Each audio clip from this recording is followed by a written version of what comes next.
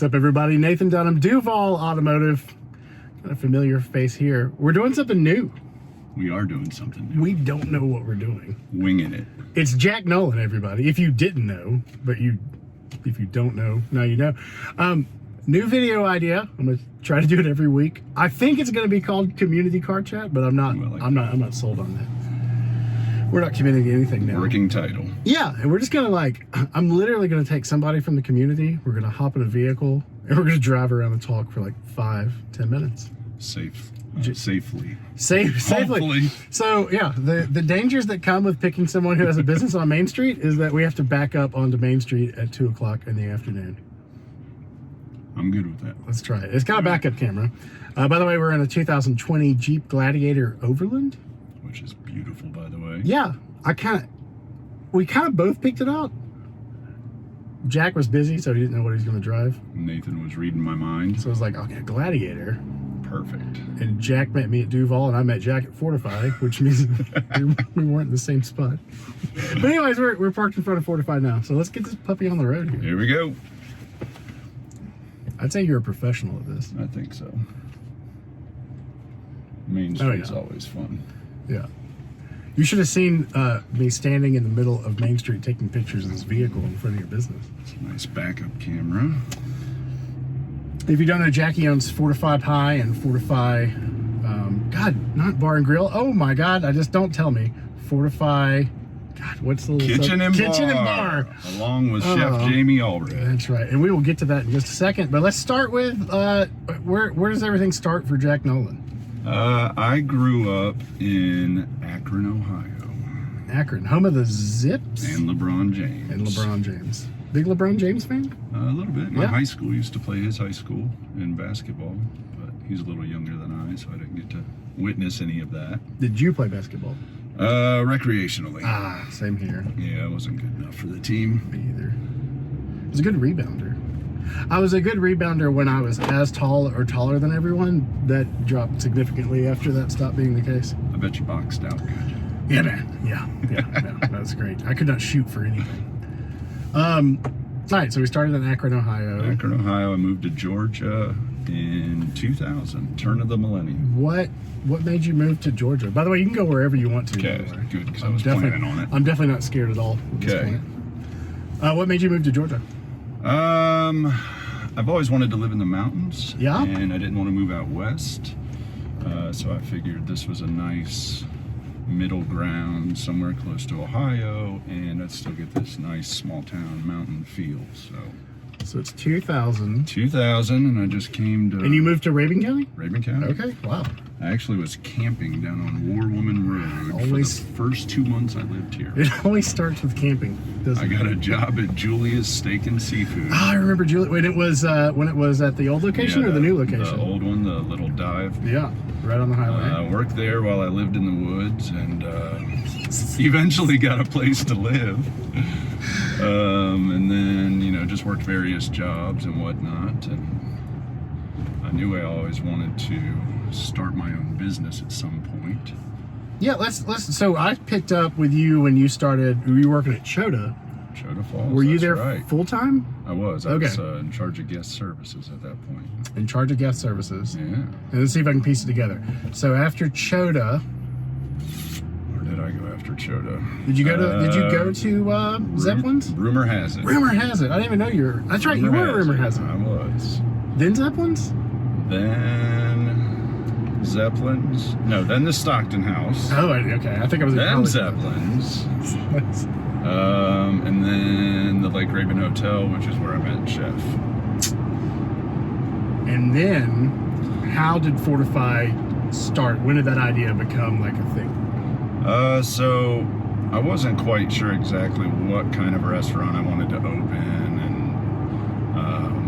I knew that was what I was working towards, but once I met Chef Jamie Allred and saw what kind of program he had going on as far as farm to table and the level of quality of food that he was putting out and just his work ethic and everything, we seemed like a really good pair. He was, strong in the back of the house. I was strong in the front of the house. I was the bar manager at that time. So I bet you still make a mean old fashioned. I do. Modeled after my grandfather's. Is that right? Yes, sir. That's a heck of a story. Yeah, it's a nod to Ed Nolan. Ed. Oh, and you have any nicknames? No. Like Old Ironside No. or something like that? His wife was nicknamed Hink, though. Hink? Henrietta. Henrietta Hink Nolan. Yep. So yeah. Once we got that going, I had some friends that were willing to invest in Chef and I just continued to get together and have meetings and discuss, what kind of business model we wanted to do. So we kind of wanted to stay in the casual fine dining side of it. Right.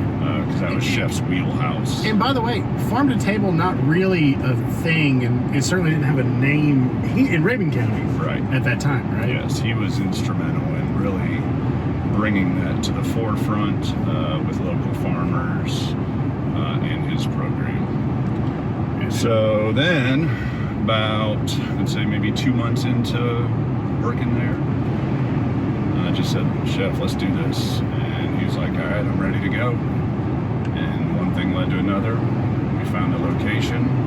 Fortify Kitchen and Bar was born. Was that always going to be the location? No, we shopped around probably about 15 different places. Because I remember, like, on good authority that you guys were going to open up just north of the fire station. We were at the old White House there. And then it ended up being, I think, way better. That actually would have been a really neat place, but being right where we are downtown, you get the foot traffic and the exposure. I mean, there is absolutely nothing better than being right in the heart of downtown Clayton. Yeah. Nothing. 100%. And you guys are now a fixture of it. We are a fixture, surprisingly. We had no idea that's what was going to happen. Like restaurants are tough, right? It is You tough. can have the best ideas in the world, the best people in the world, the best menu in the world, Absolutely. and then fail within a year. Absolutely. Right? Yes. So why is Fortify successful? I think it's consistency. Yeah. Chef's food is always consistent, always cutting edge. Our service level is very, very high. We pay attention to the details. We try and recognize customers as they come in by name and really just make people feel at home with their experience. Let's talk about it on a personal level. So you're 20 years removed from living in the woods. I am 20 years. I mean, how has removed. owning two successful restaurants, let's not forget Yes. Fortify Pi, Now too, yes. two successful restaurants changed your life? Well, I was able to buy an F-150 off of you. Yeah, what did you talk? Listen, That what was a good what was the start. little green card? What was the little green card you had? Toyota RAV4, The RAV4, that my thing- mom gave me. It wouldn't die. It You would drove not that thing die. forever. You guys gave me $1,000 trade-in on that thing. It's way too much. It's way too much money. I was like, I'll take it. The green Rev. That's right. Oh god. It's enabled me to purchase my first home. It's enabled me to give over 50 people in the community livelihood and a source of income, a reliable source of income. Right. Yeah. Are we going to South Carolina? I don't know where we're going. Okay, we're just driving down 76. It's fine. Feeling this car out. I'm fine with it. Love it. What's your favorite car? Any car in the world. It doesn't have to be one that I sell. This is not a canned. Like, My favorite car. in the whole world. New car. I like think car from the a 60s. 70 Chevelle. 70 Chevelle. Or maybe a Nova. Ooh, 3 on the tree. that always reminds me of Austin Powers. Nova. Right. Nice. All right, we've come to the end of the video. We're gonna do a lightning round. Lightning round. Yeah, we got 10 questions. Okay. Right. Most of them are all either or. Right. Okay. So the goal is that you kind of answer quickly. Right. Okay. You ready? Ready. All right. Let's start off easy. Beatles or Rolling Stones? Beatles. Yeah. Cat person or dog person? Dog person. Chocolate or vanilla? Chocolate. We've come across some road work apparently. We may have to help these guys out. The county has shut down. I don't even know where we are, by the way. Rainy Mountain Road. We're gonna interview this guy too. Morning person or night person? Definitely a night person. Yeah, you have to be, right? Yes, for sure. Tupac or Biggie? Ooh, that's a tough Oh yeah, no, one. they get harder. I'm gonna go with Biggie. Really? Yes. Ah, surprising. East Coast guy. I love Tupac, but I gotta go with Biggie. When you put your shoes on in the morning, do you go sock, sock, shoe, shoe, or sock, shoe, sock, shoe? Socks, then shoes. So both, okay. Both socks, then my shoes. I think I'd change that up, by the way. Why? I don't know. I just like to live dangerously. So you do a sock, then a shoe? Yeah, I think so. So you have a sock, a Not shoe, always. Sometimes and I'm- one barefoot? It depends on where my shoes are. If they're right in front of me, I'll do sock, shoe, sock, shoe. If I have to go get them, I'll do sock, sock, then find the shoes. You put your pants on before that, I right? didn't say that. Oh. All right, scale of 1 to 10, how good of a driver are you? Be honest. I'd say an 8 as I get older and my vision starts to go.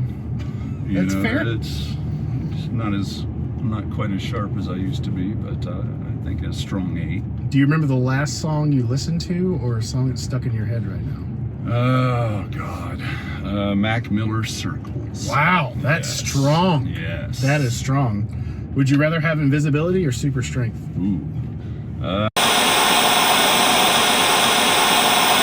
I knew I should have put it in do not disturb mode. All right, let's go back. Let's go back to the invisibility or super strength. I don't Okay. know if we got that. Which one? Invisibility, hands down. Yeah, I'm with you on that. Does pineapple belong on pizza? Absolutely. Anybody that argues differently, I'd like to see. Come get the. What do you guys do? You guys do the jalapenos with the pineapple Oh, and yeah. the ham. What do you Oh, call yeah. that? Well, The we did the hot Hawaiian? Hot Hawaiian, that's correct. It's delightful. It is Although- delightful. You can leave off the jalapenos if you want. Yeah, well, what I like about your jalapenos is you really don't know what you're getting with them. Like Right. sometimes they will light you up, and sometimes they're like kind of mild. Have you had the apricot habanero wings? I have, and they are delightful as well. They will light you on fire. I love spicy food. I cannot handle spicy food. Really? Oh yeah, like I like to eat it and then just break out into beads of sweat.